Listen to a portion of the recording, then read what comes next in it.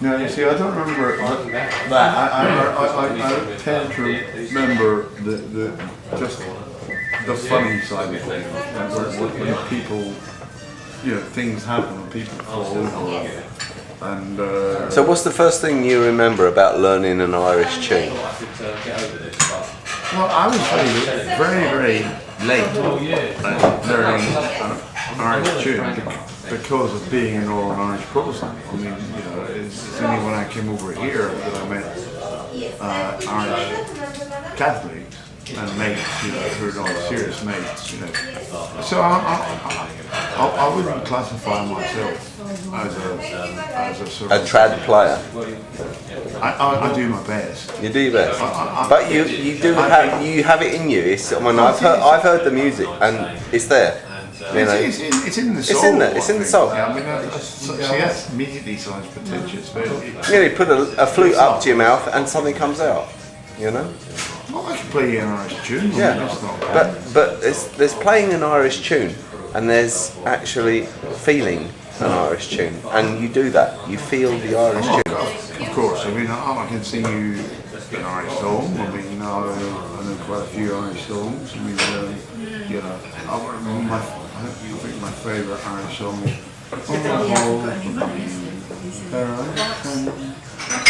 I spent an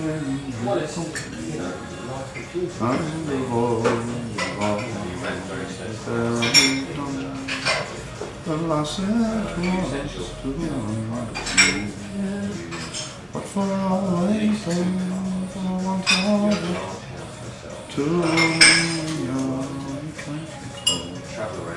so filled to me the parking grass give it my enjoy.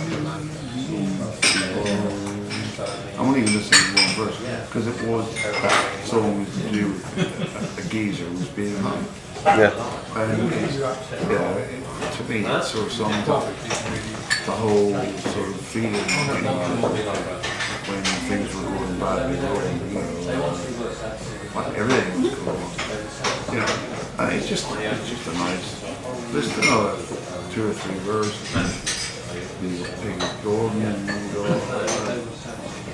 I was in winter. I know all that. Do you know what I mean? When was the first time you realised that you both had like this Celtic root in your blood?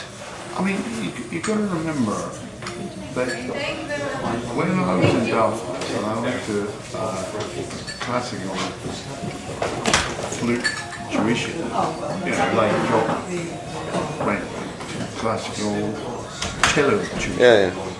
I mean, I was doing it from the age of 9 to 18, and then I did 3 years at the Royal College, dropped into the same thing, and to 1973, and then we met a few other people. And that was like the root of Incantation, wasn't it? Yeah, when we were working with Ballet Romer, yeah, and then Christopher Bruce said, I will give you this ballet, but I'm only giving you the ballet if the music is played live. And that's where we started from that point. And so we went to Paris, and we bought all the instruments in Paris, canes, panpipes, bass panpipes, everything. And that's what started the band. No, we didn't get the bass panpipes in Paris. No, we lost them. No. If you remember. No, we didn't. Sorry. How we got those was, if you recall, during the first tour of that thing, a lady leant over the pit rail in Birmingham.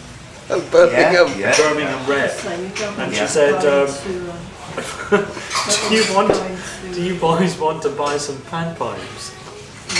And she'd just come back from Bolivia, and she had a load of and she had, Toyos, bass panpipes, the whole lot. And we said, all right, hang on, you've got to remember, correct me if I'm wrong, but we did buy a set of bass panpipes from Midlands and Paddock. Okay, and we were in a cab, if you remember, we were in a cab, and they were lying along back of the cab, wherever we, I can't remember where, but when we get out of the cab, and we got out of the cab minus the pound pipe. That's right. And then we got on to Radio 1. We got on to Radio 1. He was on Marylebone Road. Hey? Marylebone Road. Yeah, and then all the cab drivers were going, oh, has anybody seen a perfect set pound pipe? They've never been seen since. They're probably hanging on somebody's wall in East Ham.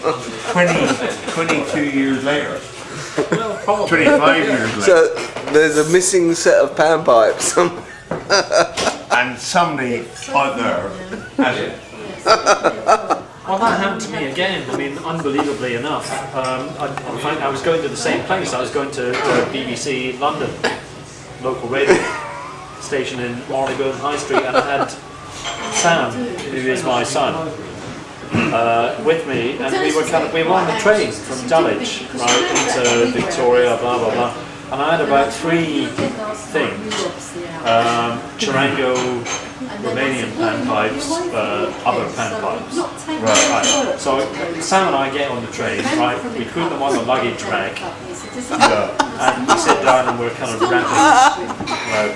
And we get to Victoria, and we're still rapping, and we get off the train, and we go down into the tube, and we get on the tube, and we get to Sloane Square, and I go,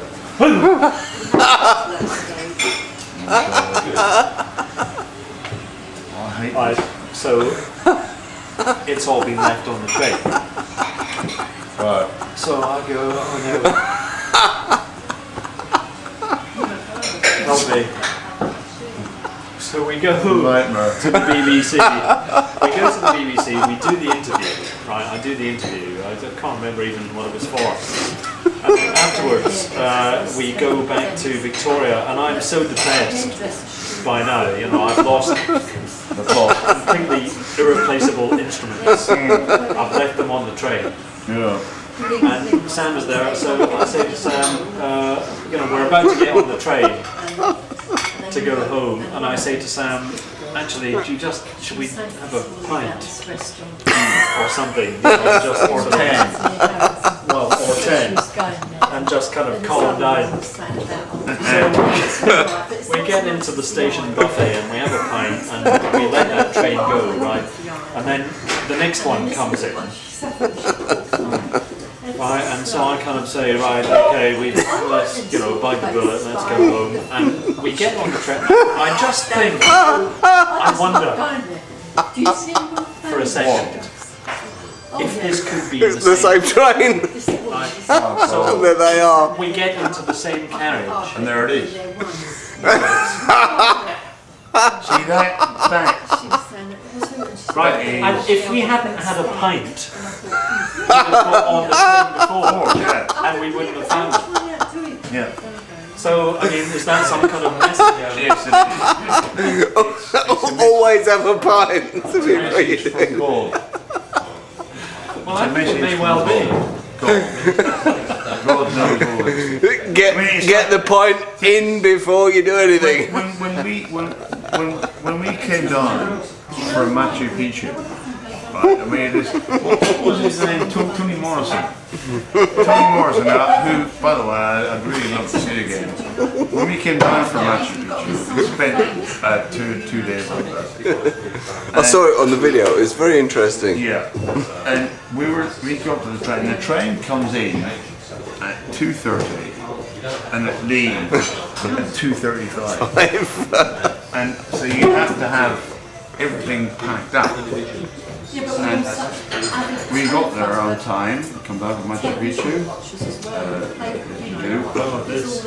and all our seats were taken up because we had bombo, panpipe, bass panpipes, canon, everything, and people were taking up our space.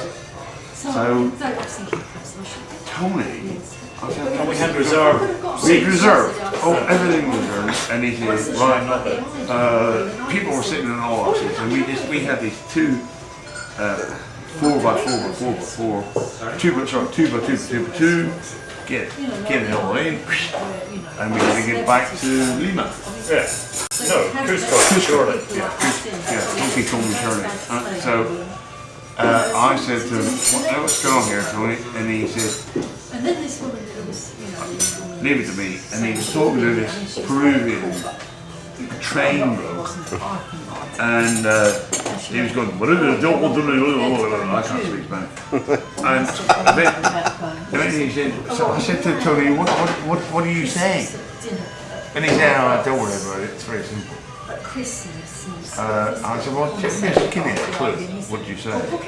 And he said, if you don't get those 4 people out of that train carriage, so that I can get all my stuff on the train, I will have somebody in 5 minutes on the train to shoot you.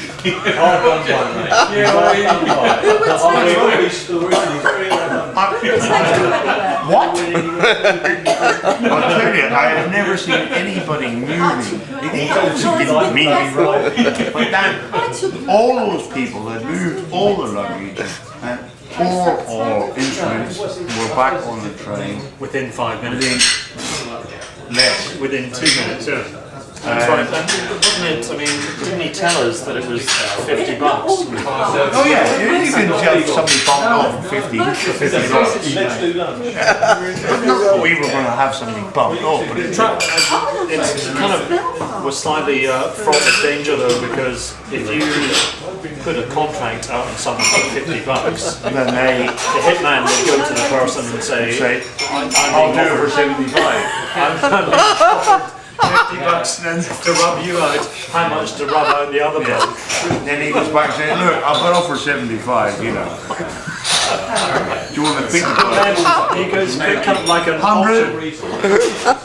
He goes back to the other bloke. Like, I just want to go on the train. I just want to say the chef's just left the building.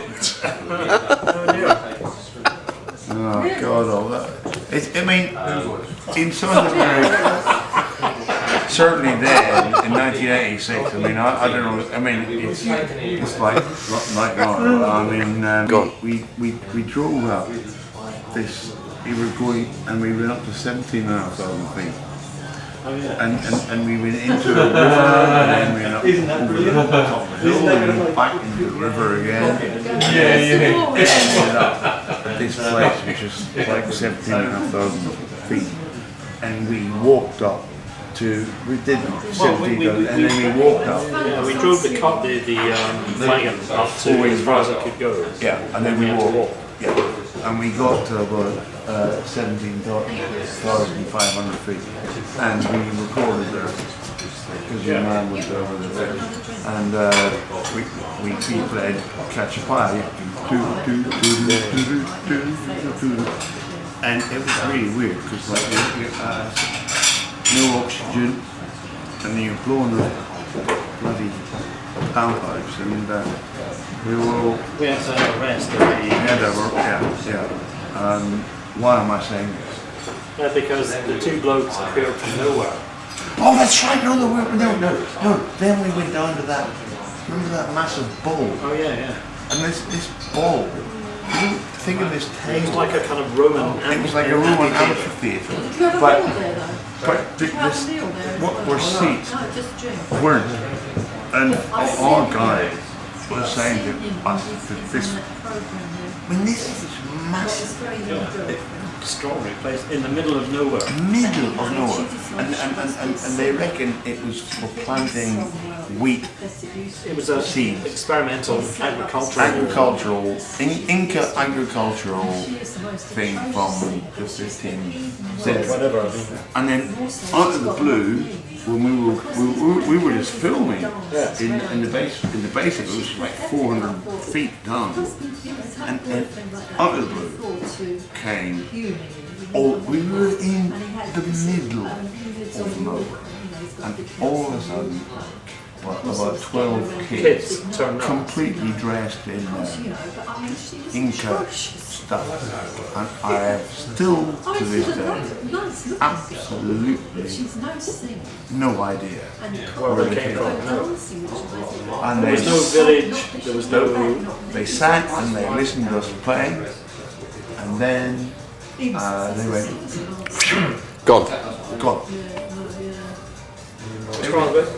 What about the two blokes who, because we were struggling to carry the gear, we had film gear, we had all the instruments, we had bombo, the whole lot, and we were kind of, we were going up this mountain and passing out. We had to stop once a minute to catch our breath, and all of a sudden these two blokes came across the hill, and we said, Who are you?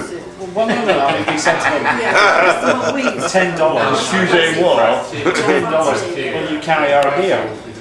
And they said, right, so they got, I mean, the blokes got all the gear on their backs, they had and these blokes are about sort of 4 feet tall. And they got all the gear and off they went, up the mountain, and we couldn't catch up with them.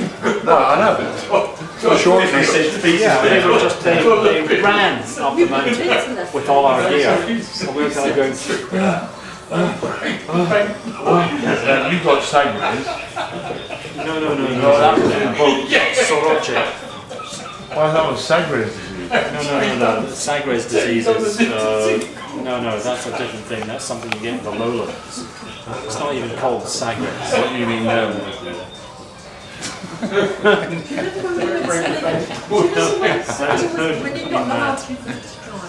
But yeah, I did get Soroche on Lake Titicaca to go to bed. Oh yeah, we went, and then we went to this hotel in Lake Titicaca. Titicaca. The only hotel on the coast. So we said, excuse me, can we have some English, please? And he got the menu, and so we went, oh yes, here we go, love. You're coming up with steak and chips. They say, I'm sorry, I haven't got your steak. Can we have salmon and chips? No, I'm sorry, can we have chocolate chip? No, can we have Guinea pig and chips? Yeah, we got that. No, They did have that. no, they didn't. No.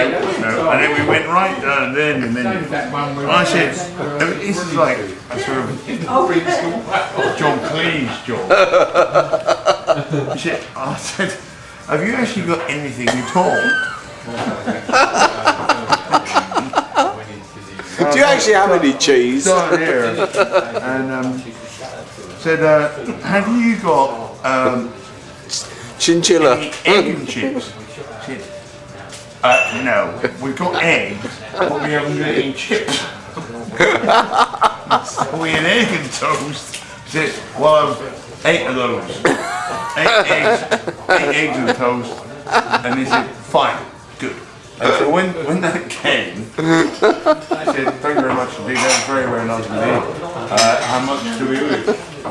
And then the bill came, and the bill was $247,000 pesos. Yeah. Can we pay in cash? Unlike the USA, so you can't. I swear this is absolutely true. It took 45 minutes on this big silver tray, and we paid out $247 and they went, give us a couple of seconds, and then they pissed off with the tray, and then it took them another 45 minutes to cut it all out. And they said, and then they came back with some sort of change, I mean. Don't even think about it. Well, it's like when we went to the German club in La Paz. Oh, that was the most frightening thing I've ever been. That was the same kind of thing. You have to go there with a wheelbarrow full of piles of raisins. The frightening thing was when we walked in, it was all brown and Just like being in red. Munich. time. It was really Nick. Exactly what it was like. very frightening. And we all, and there was always plants. And kind of big curtains. Play again.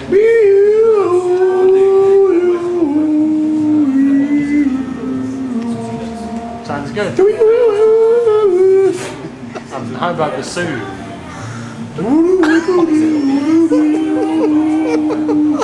And the Apaches? They were tricky.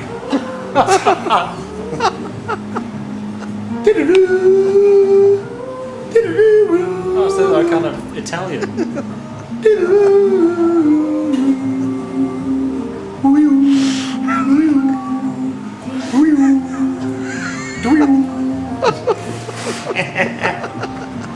I shouldn't be doing this, you know. It's a fucking job. Of your man. Yeah.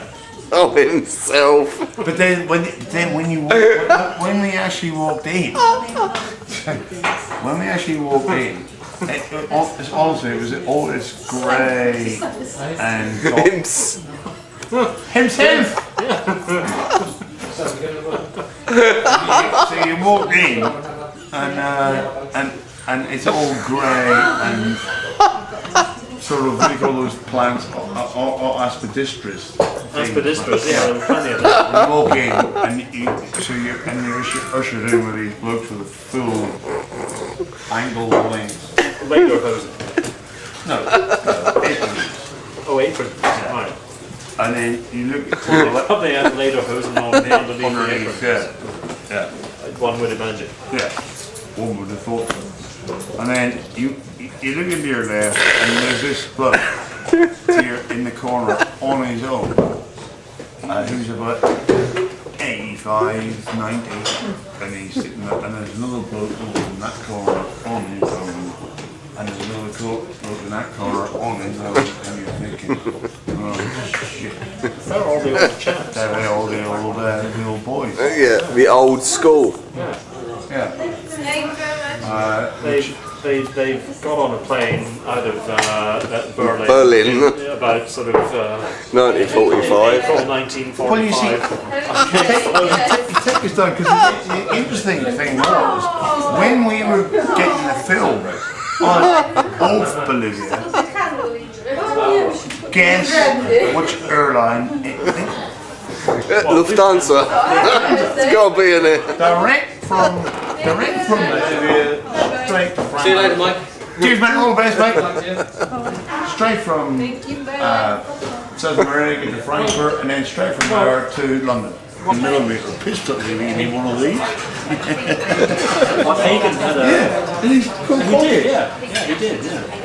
That's right. Well, I mean, Mike Gorfing told us that story about how he almost shot somebody because he was being followed home. Do you remember that? No. He was driving home and he had a gun in his glove compartment. And he wasn't proud of it, but he kind of said, well, most people do, let's face it. But anyway, he had a gun in the glove compartment and he was driving back to his house and he was looking in the rear view mirror and he was being followed. Same car behind him all the way. All the way. And he's starting to think, because carjacking was, all the rage. So he's starting to think, okay, I'm being carjacked. And so, he turns off the freeway, he gets down to his actual road where he lives, and the car is still behind him. Oh dear. And he pulls up outside his house, and the other car pulls up outside the house opposite. So Mike opens the glove compartment, takes the gun out, and he's ready to defend himself. And it's the guy who lives opposite, it's his son, who's been away at university for 3 years. And he's just come back to visit his mum and dad. And Mike doesn't recognise the car. It's nobody who is in this road. Yeah. So he's all set with his gun. To shoot. Yeah. It would have been a bit of a It would have been a cock-up. somewhat embarrassing, perhaps. shooting your neighbour's son. Yeah, Not quite what you want. But it was like that in the American Beauty where the bloke turned. No, it wasn't American Beauty. It was one of those other movies, Goodfellas. all right. Do you remember that where the guy turns up because the guy, his girlfriend, had been harassed by the bloke across the road? Do you remember that? Oh yeah. And he goes, just does him in the driveway, you know. My favourite story about my girlfriend is you know, because he's James Horner's main man. He looks after everything. He does everything. Yeah, and he's a lawyer and he's a sort of consultant. Yeah. You know, so whatever. Lawyer, is he? He's a lawyer, yeah. He's a lawyer stroke agent. He is. Yeah, all right. So anyway, we were flown over there, and I put my laundry into the laundrette here, and the woman had forgot to put it in. So, and I had to go there for 6 weeks. And so by the time we actually flew out, because my laundry was about 4 pairs of underpants, 3 shirts, a jacket, and a couple of pairs of kit. That was it. I mean, we were talking about traveling life. And when we got to LA, girlfriend was really like, you know, listen, man, you got that is done. You got a problem, man. You come This to is me. not a very good impression. You sound more like kind of Clint Eastwood or... Well, basically saying Clint Eastwood's good. Well, just do it. Just do it my way. I mean, you said you got a problem. You just, you know, you just come to me. I sorted it, okay? And I said, we were sitting on the table. I said, well, actually, I have a problem. Anyway, what is it? Just tell me what it is. I'll sort it. Tell me what it is. Is it money? I said, no, that's fine. I said, well, what is it? And I said, I haven't got any underpants. He sort of went, you haven't got any underpants. And I'm a bit short shirts. And he just couldn't sort of figure it out. And then he just said, look, go down to the shop and just get yourself a dozen pairs of underpants and a dozen shirts and sign. It was a puzzle that he hadn't come up against. Well, out of all the problems that people can have, having no underpants wasn't one he'd come across before. I can see that. And you can tell them a story about the not being allowed into the one drill. Oh, well, that's just stupid. I mean, that's real typical American.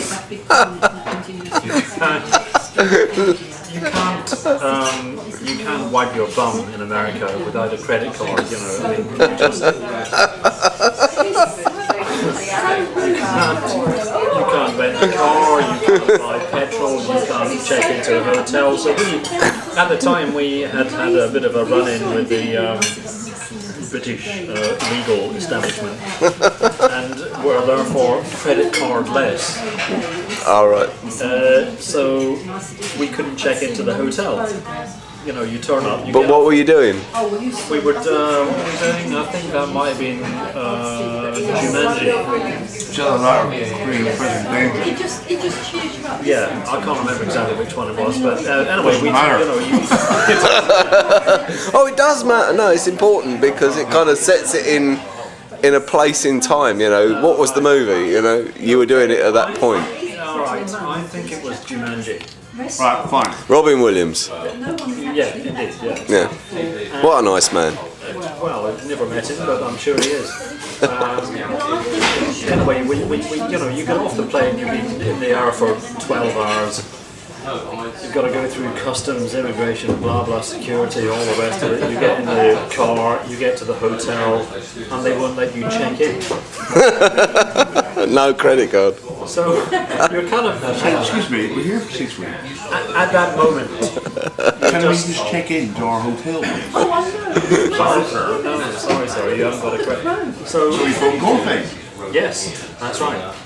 And what happened? Phone Gorfey, and he said, Mike, we've got a problem here. And he said, right, I'll sort it out. What's the problem?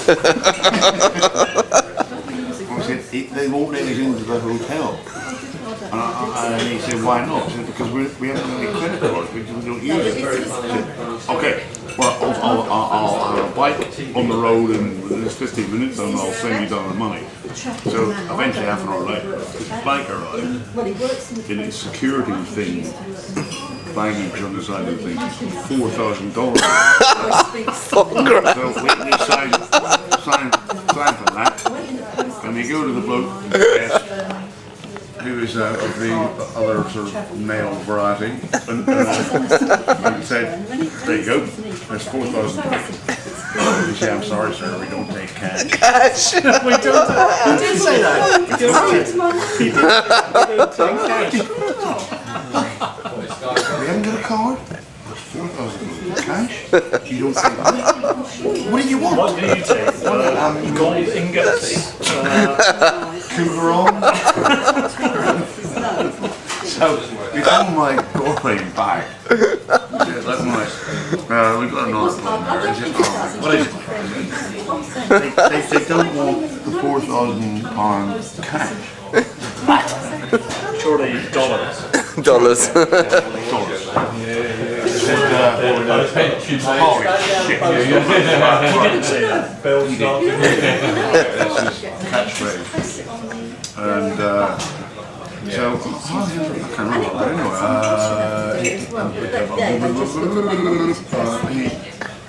oh yeah, he said, put me on with him. And he spoke to him and he said, basically the cover story was, he says, listen, if you want anybody ever from Sony International or any other film company I happen to be working with staying in your hotel, Paramount, let those two blokes in, or you're never going to have another. And then we went, we both went to our separate rooms. And we just thought, right. So I phoned Joe, gin and tonic, and opened the menu, and it was empty. That's right. And his was empty. Sacrilege. I don't believe this. So I phoned on to the main deck. Excuse me, our minibar. And you don't do this to an Irishman and a Scotsman just got off an airplane. Now I said, I'm sorry sir, we haven't got right. So I phoned on to this and I said, right, that's it, I'm going to speak to Mike Gorford again.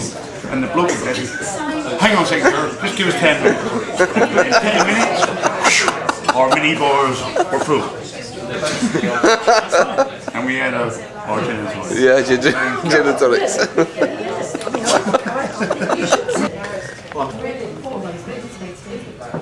Yes, I did. Yeah, I had to go to Frankfurt to do a Michael. Well, I think it was a Michael Nyman band gig. Oh, right, something like that. And I couldn't. Yeah.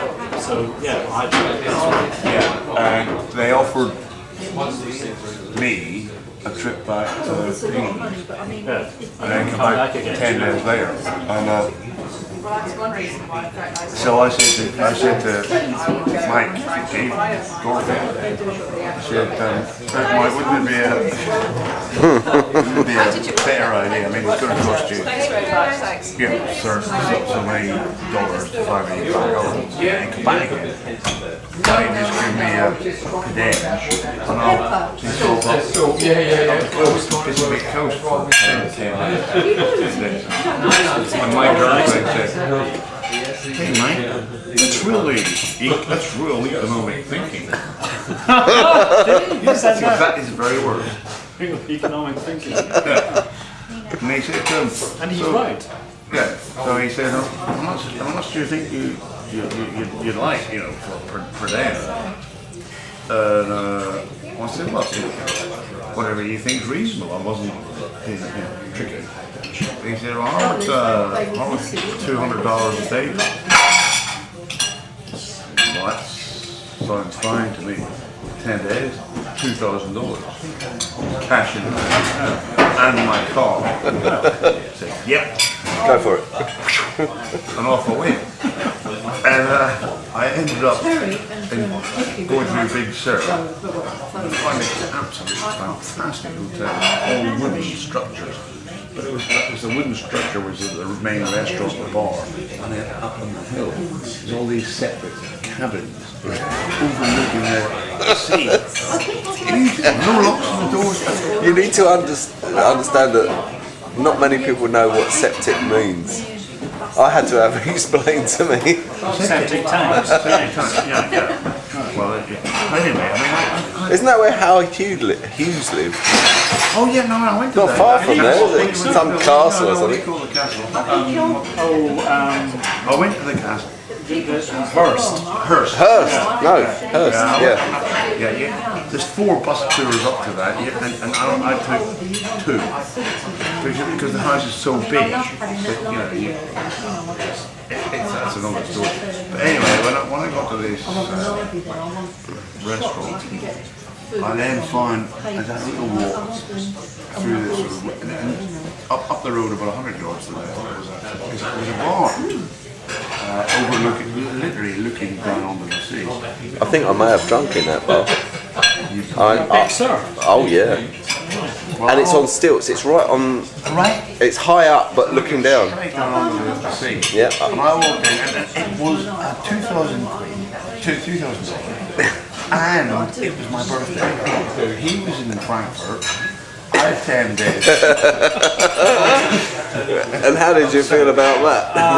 Not too good. I'd rather have been a Big Sur. So I walked in, and it was huge bar overlooking the sea, and I sat down and there was a geezer at the other end of the bar, which was like about a good 20 yards away, and he was wearing a big Dr. Blue scarf. Not unlike the. Well, no, this is the Taylor Torrance. And he looked at me. This was down to his arm. Garco, yeah. A bit like Paul Hart. Oh yeah. And he looked at me and he said, hey, I ordered myself a beer on my birthday, $2,000 cash. Here we go. And I only got 100 yards to walk back to the hotel. And this geezer said, hey, yeah. how you doing? And I said, Well, yeah, I mean, I'm fine. also saying that, How you doing? And he said, I'm good. Get on with it. Get on with it. So he said, no man, how are you really doing? I said, look, I'm good. I'm really good. And then he says, this thing, he said, I can remember this on the bed, and he said, hey man, what do you want to know?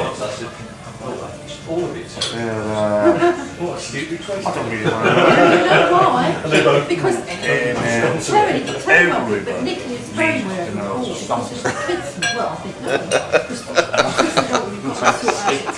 No, honestly, I'm fine.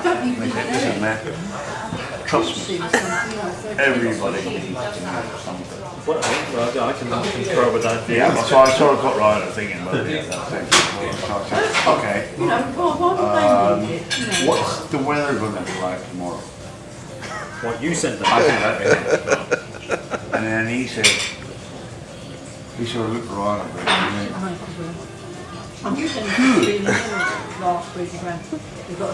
said, that's all I want to know. Anyway, then he came around. And he had a book of poetry. And there was some seriousness good. I thought good poetry was quite interesting. Once we got rid of the poetry, and then I said, actually, there is something that I want to know. Because just about half a mile down from the bar was this national park. Right? I said to him, actually, what I want to know is, if I drive down to the national park and walk up into the national park, would I have to be worried about things like wolves or pumas or bears or any of those things, you know? Inland revenue. Inland revenue. he said, you don't want to worry about birds or pumas and whatever's up there.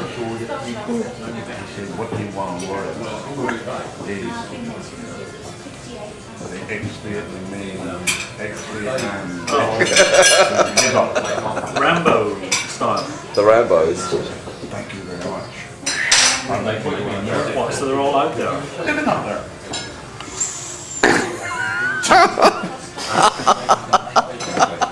You know, are you not getting the, the per diem thing that you just mentioned? Are you not getting that mixed up with the guy from Universal who came down? No consistency about. We were doing that. I can't remember what it was now, but we were staying in the Laundry and Hotel, and everything was paid for. Like, sign. Yeah, you just signed, so you could get your load, so you didn't have to have no underpants, you could buy underpants, whatever. All the rooms, parking, everything was all taken care of, dinner, breakfast, the whole lot. And we were going to get per diems. Yeah. And so we're kind of in the studio thinking, right, per diems, why do we need per diems? What is the fucking per diem? Well, per diem is money that they give you to buy lunch and Okay, yeah. whatever you have to do. So we were kind of thinking, well, everything's paid for in the hotel, but let's push the boat out a bit and go for $50 a day. All we need is a sandwich and a drink at lunchtime. Well, you don't need sugar. Let's ask him for $50. Leaping salmon. Or leaping salmon, whatever. And so the guy comes down to the studio next morning and he goes, gentlemen, can I have a word with you?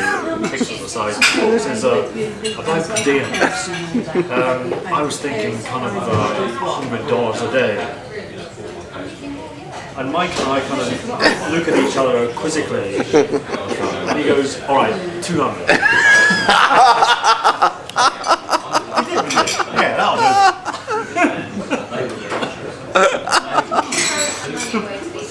do. He said, no, that'll be fine.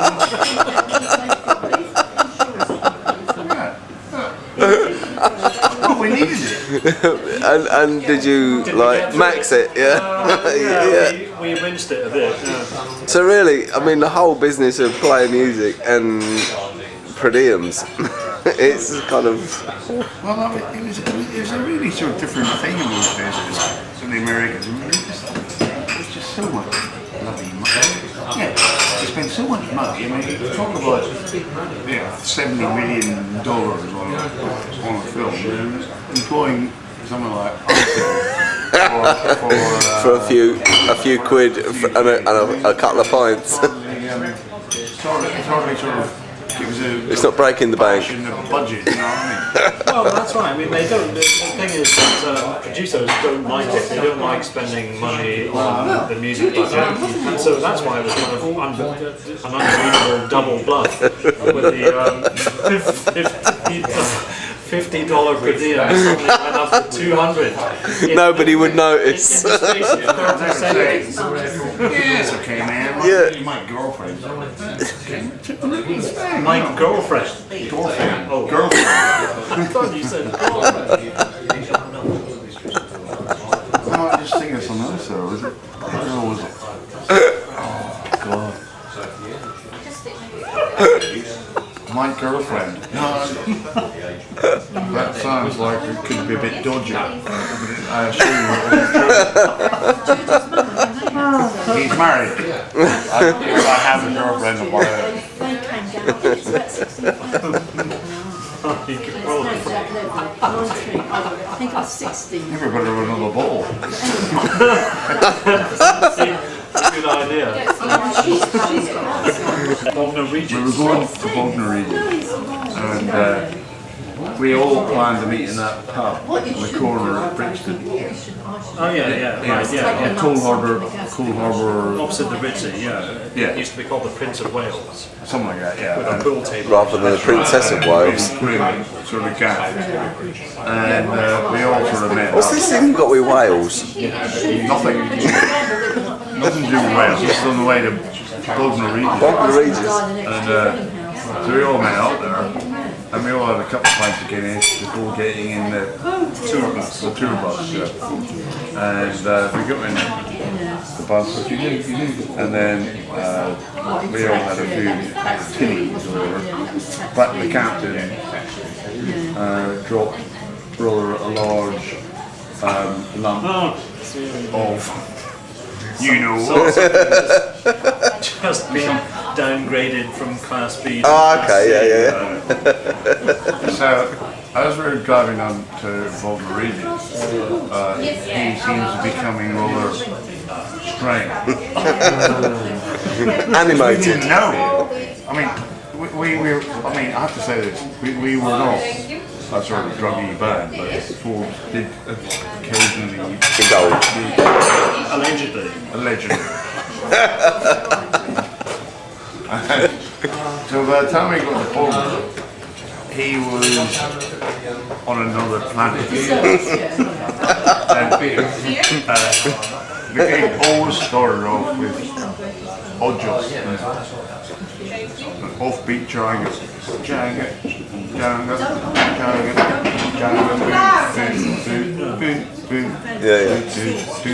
the lights would come up.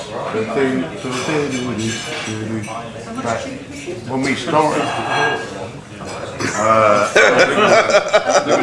The lights came up, yeah. and he wasn't there.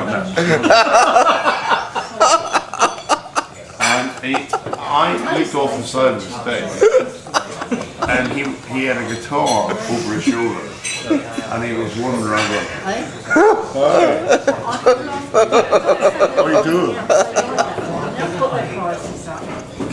This is why the gig started. Oh yeah, we had to. You're on. Yeah, we're on the stage playing, and lights are coming up, and you can see the captain, like, you know, off We stage, had to just start. wandering about. He was wandering around in oblivion, but we had to start until he decided to come on. When we get to the end of the number, then we send someone off to bring him on the stage. Oh, that's something like that, yeah. I mean, it was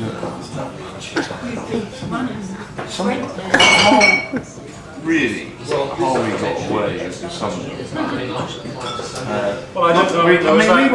We were really on the case because, I mean, the sort of music we were playing, you know, everybody had to know exactly what it was. It's very together music. It's totally together. I mean, and we were 98% of the time totally together. But it's like you're always going to Yeah, get. the occasional one. I mean, there was that one where we couldn't even be bothered to turn up. And that was an absolute classic. We were playing in Llandudno in North Wales, and it was like the 29th day of a 30-day tour. Right, so you're just starting to get a bit sick of it. And we woke up in the morning and we went to the hotel bar and had some That was the cancelled gig. knackered battery. The knackered pantry, yeah. We had made up a load of cocktails and drank, and we just thought, oh, we can't be bothered. Enough. Beam us up. And the next gig, the gig that night was supposed to be in Swindon, and by kind of 5:30, we were still in Llandudno. Yeah, well, we had to get from We had to get to Swindon. We had to get from Llandudno to Swindon, and we had the van. Yeah, And the night, that was another one, wasn't it? Really? that was another one, yeah. No, there was So I mean, basically, and then we got as far as the Shropshire Canal, and we stopped for a pub. and that was 10. Yeah, and the At night. no, In the morning. It's about 7 o'clock. Right, it's about 7 o'clock. So the gig's in an hour, and we're still nowhere near Swindon. So we finally get to Swindon about 8:30. The audience are in. They're all kind of sitting there wondering, and there's nothing. There's no PA. Nothing. Because we got the PA in the van. So there's nothing. So they've And been I sitting- had to walk on stage. And we had stopped with Boozer on the way down. So we were So you were lubricated. Well lubricated. So I was elected to walk on stage. Elected. Walk on stage. Ladies and gentlemen, we've all been sorry, right? Van broke down. Van broke down. Outside a pub. I couldn't believe actually they were still sitting there. Excuse me. It was really bizarre. It was. I mean, they were literally sitting, looking at nothing, which they had been doing for half an hour. I mean, they must have thought they were in some kind of strange experiment. David Lynch film. You know, you go to a gig, you pay your money, you get in there, there's nothing on the stage, there are no musicians, there's nothing. There's nothing. And you sit there for half an hour, and then eventually the door, I mean, can you imagine it from the front? The door at the back of the hall opens, in come the musicians with all their gear. With the PA. So I walked up the front and said, ladies and gentlemen, sorry we're a bit late. We had a bit of a problem the other end and we stopped for a couple of pints wherever it was. But if you bear with me, we've got a crew who will put everything on stage and it will be up and running in 20 minutes. And if you would like to stay for the gig, go very well. And if you want to go home, then you can collect your money back from me. Did they stay? Did they stay? Most of them stayed. Yeah. It was brilliant. How was the gig? The gig was terrific. I've no idea. You remember the forward, but not the aft. Seemed okay to me. Well, it was terrific. I mean, considering it started an hour and a quarter late, the audience arrived. There seemed to be nobody there. Well, in fact, there was nobody there. We were still, you know, on the M5 or whatever. Oh God, we were Swindon. Yeah, we were absolutely. On the M4, sorry. But the thing about it is, because it was all live, you know, it's amazing how your brain just sort of concentrates. It does. You know, at the end, you know, I mean, he was almost better than me. I mean, he was always giving me a bollocking about something because I mean, it's like a geographical exercise. Yeah. When you're playing the pipe, so I've always found that amazing that you can actually have two people playing a melody, one melody between two people. It's almost. they do it. It's a little. It's a trick. I mean, when we it's not actually a trick. It's when we started learning. You gotta go. Yeah. And you have to sit down and because you've got some notes of the tune. That's it. And the other person. You're splitting it between two instruments. And you just.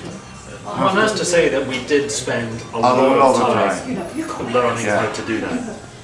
We used to go around to Swilling's Squat in Clapham Road with horrendous hangovers and spend like the first 15 minutes Drinking. well no, playing loud panpipe tunes. And it really cleared the hangover. It was brilliant. Yeah. I mean, taking in all that oxygen. It was top, and we actually learned loads of tunes during those kind of hangover clearing beginning of rehearsal sessions. Yeah. And you just, I mean, it does take. I mean, I'm saying that it probably took us a couple of years to really get so you felt comfortable with it. Yeah. You know, so you're not panicking about every note. You just kind of think you know what notes the other guy has got, sort of instinctively. But what was it that actually put you into these instruments in the first place? I mean, Ballet rumba. Ballet Rombert. Yeah, we were both members a lot of of, you know, the people. rumba orchestra. I mean, we've got a flute player and we've got a cello player, and you end up playing South American panpipes. It's very strange. The concept was at the time that was to do all the music live, whatever the music may be. No, it was Christopher Bruce, who when Ghost Dancers came up, which is a very famous ballet that played all over the world, and his major opinion was that if this ballet is going to be done, I wanted some live music. Yeah, but that was their philosophy for everything. You know, they wanted to do it live, and that was going to be a particularly tricky one because you know, how do you play? How do you get players to play charango, zamponias, you know, kena, whatever? And so we had to learn. Yeah. I mean, we had to learn. In fact, we got in touch with, was it the Kalchakis? No, the Jews are in Paris. Not Milton, no, that was later. But anyway, but at the end of the day, we went to Paris and we bought all these instruments that we couldn't play. And you sat down and thought, right, okay. We had 3 weeks from getting them. And then Ghost Dancers, it became one of Christopher Bruce's, it was Ghost Dancers and the extraordinary thing that we were also part of. Yeah. And it just went, and it went worldwide, and we've played it all over the place, and that's what actually started Incantation. Yeah, but because I mean, you were a flute player I'm a flute player from Belfast, from Belfast. and where did that begin? A recorder at school, Belfast Youth Orchestra. But Belfast is one of the it's the most beautiful centre of Irish trad music. I mean, when I go to Belfast, I see just the best sessions on the planet. Well, that's very strange, you see, because I left Belfast at 18 to come over here to study classical flute, and it's only after finishing my classical training, which has been to my side, that I sort of learned. I met sort of people from the south, and so I didn't really have, being an all-Irish person, I didn't have an awful lot of knowledge about Trad music. trad music from the south. But Being an Irishman, I know loads of But Irish people. when I've been in Belfast, I've heard the best sessions on the planet. You know, you go to the bars of Belfast, and me and Tony, we went just one night. We were there for one gig. You got to remember, I left Shankill Road. No, it's definitely not the Shankill Road. Not the Shankill Road. That's where I'm from. But you got to remember, I left when I was 18. So I was 60s. I beg your pardon? In the 60s. No, I'm not that old. You're that old. 70s.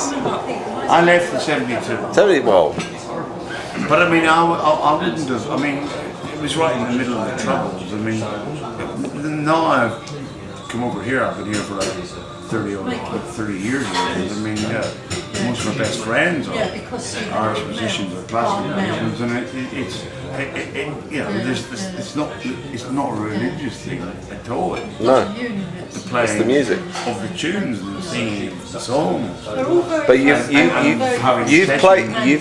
you've played some stuff like on the Mission. There was a CD you did with Incantation that was I remember one track off the CD from the Mission era, something, the Old Cabin or something, and you're playing the flute, and it's like this is prior to all of the big names that are around now, and you're playing something that was very special at that Well, time. I think what's happened is the fact that Jock and I got involved in South American music at the beginning by flute because of the ballet, because of the ballet, which called Ghost Town.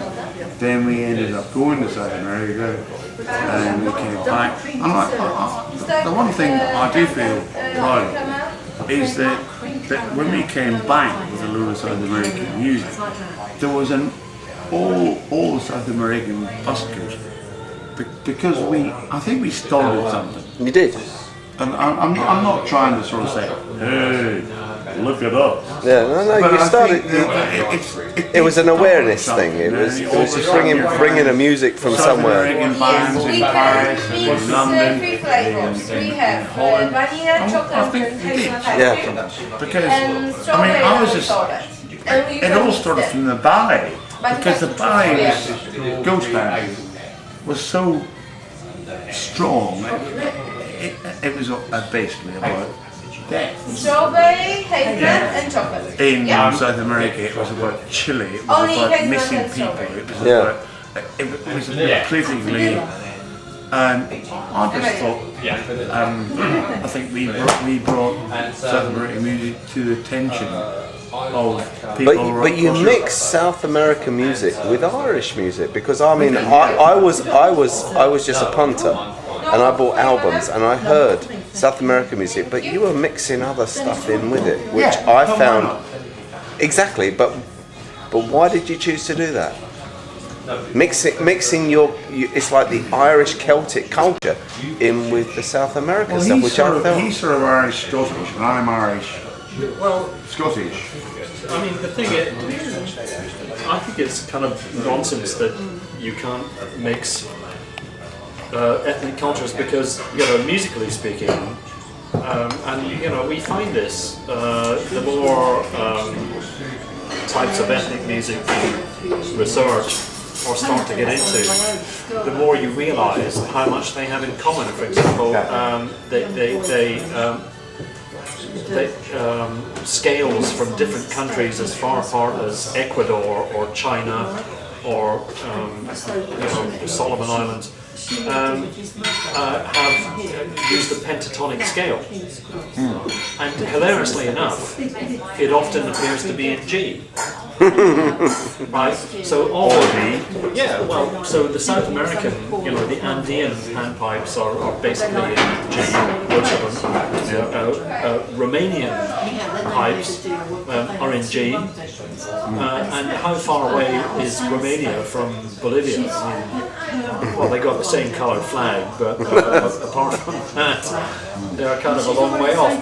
But they both play panpipes, and they're all in G, and you can kind of, even though the different cultures play different types of music, the connection, just in terms of scales and keys, is astonishing, really. Well, basically, if you go to Peru and you try and find a set of panpipes that is in F sharp minor, you could be walking around the Andes for a very long time. That's right. If you want to say it in G, you're laughing. You're laughing, right? Aren't you? I mean, when we bought that bongo. Oh, by the way, Spider's got the original stick. Does he? That cheeky monkey. He's going to give it to me when I saw him 2 nights ago. Well, I'll nip up and pick it up. The original bombo stick. Is it a like L-shaped thing? No, it's like it's really heavy. I mean, it's got a kind of like a petrified condor bollock. It's very difficult to explain this combo. The drum itself is about 3/4 the size of this table, right? And it's got llama skin on both sides, and it's got cords that you make it tighter. Well, military drum. No, the bongo. Yeah, but it's like the But old it's style. huge. But you can literally put your finger under the cord. You can pick it up. Steady the bus. But you can pick it up with one finger. I mean, it looks like a huge drum. Yeah. But the wood on the side is so light. And this is the drum that created the famous sound on the Mission. Absolutely, yeah. That drum is I the remember biggest drum in the I world, you played know. the bombo on the mission, and Morocco was going. I had the stick between two middle fingers, and I had gaffer tape on, and I stomped it. And eventually, I had so many times my fingers were bleeding, and he was just going. Everyone's fingers were bleeding. I mean, Yeah. but me and Mauricio playing congas and bongos, I mean, we were dripping. Yeah, like Morocco. He's a difficult man. He knows what he wants, and he gets what he wants. He gets it, yeah. But the sound was phenomenal. I mean, it's in anyone who's seen that film and heard that piece of music. It's awesome. Yeah, well, he That drum has a lot to answer for. absolutely. I mean, I wish we had another 5 minutes. But I have to say, Oh, we still have the original drum. There he we still goes. have the original. Yes, we do. And I mean, it's completely indestructible. It is. That bombo. I mean, you can hit that as hard as you could possibly imagine, and it looks big, but it is fragile. But There's a way of striking it. No. You can strike it. You just Hit it. well, you can strike it all kinds of ways. I mean, you know, if you want to play it quietly, I think there's a really nice, you know, you can damp it, you can hang it up and wallop it. Poof. Yeah, I mean, it will fill a whole studio. Just, you know, one wallop. I was. Do you remember when they bought it? When you bought it? Yeah. We bought it in Bolivia. Yeah, we bought it because we just, when we did the mission, we'd just come back. And we, I mean, we were in Bolivia, July, August. Yeah, it was, because we were over the Peruvian Independence Day and then the Bolivian Independence Day. Oh, that's when he cancelled the flights. When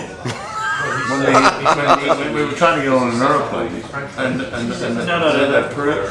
Bolivian. We ran out of petrol in that German guy's house. Yeah, but then we went to the airport. Now, what was that like? That was the day before we were supposed to come home. Yeah. And we'd gone down to Oruro. And we're in this, this The German. president got off the plane and he said, "Sorry, it's a national holiday." And we were trying to go on an airplane. And we went, "All right, let's go there." Go to the meeting. What, the day we were trying to go back? We were in the airport. The Bolivian president came off the plane. He was having a bit of a dodgy time. Right. So he said, "Right, guys, it's the national holiday." Right. That's decided. That's it. Yeah, right, yeah, I do remember. So we went to the pub. Yeah, well, as one does. But, yeah, I mean, the day before we went back, we were in that German guy's hunting lodge. Oh, with Miss Bolivia. Yeah. This guy's daughter was Miss Bolivia. Miss Bolivia. And she had completely blonde hair. She was completely Aryan. You know, she was actually very attractive. Well, I would say very beautiful. Personally, I mean, I thought she was very beautiful. But she was no more like a Bolivian than an orangutan. Was she? No, certainly not. Well, she didn't look much like an orangutan. She certainly didn't look like an orangutan. No, she was blonde. Her father was Swedish. No, he was German. He was. And he had a Swedish guest. And they were out hunting for wild boar. As you do, you know, the missus. the south of Bolivia. Was Swiss. The missus was Swiss. Was she? Yeah, she was Swiss, he was German, and she was blonde and beautiful. Anyway, and she was back anyway, and you couldn't think anything further from it. We'd run out of petrol. We had run out of petrol. And we were going flying back to London the next day from the pads. And we were 200 miles south, and we couldn't get there. That's right. Because that's exactly it. You're right, because the president had declared a national holiday. A national holiday, so everything. So we So couldn't all get the any petrol petrol. stations were closed. That's right. Yeah. So we were 250 miles south of La Paz, in the middle of nowhere. We'd just been to see the Miss La Paz, who was blonde, German. Miss Bolivia, Miss Bolivia, Donkey Kong Shirley, Miss Bolivia, and two separate parental children in Germany. But that didn't really matter because we were stuck. Anyway, in to the cut a middle long of the story desert short, with no petrol. we had no petrol, but the guy had petrol in his garage. But he was out on a hunt, so we had to wait for hours and hours. I thought that what? Nothing was nothing logic. He was out on a hunt, hunting wild boar with his rifle and his mace. And We were sitting at his bar. we were sitting at his bar being served drinks by Miss Bolivia. Yes. Which was very pleasant. So eventually, On a 1 to 10, how pleasant was it?